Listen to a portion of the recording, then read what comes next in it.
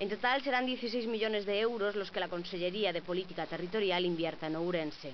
El 50% de este acuerdo se materializaba esta mañana en un convenio que permitirá actuar en aquellas vías que, aunque de titularidad autonómica, están dentro de la ciudad y cuyo último fin es que pasen a depender del concello.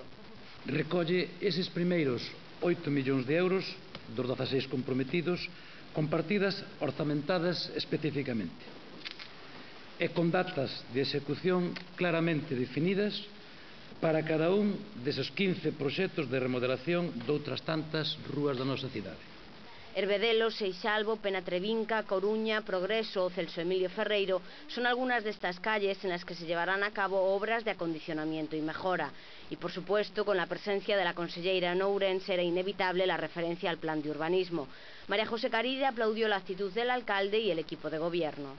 Dende a Consellería sabe que terá todo o noso apoio para que poda materializar cuanto antes esa revisión do Plan Xeral de Ordenación Municipal de Ourense que permita que teñan estabilidade e confianza os investimentos de todos os veciños de Ourense que queran afianzarse nesta cidade e todos os proxectos públicos e privados que se poden e se van a materializar na cidade de Ourense.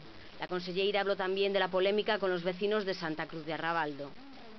Os problemas que se poñen de manifesto de que existen problemas técnicos derivados do proxecto anterior xa están resoltos a día de hoxe.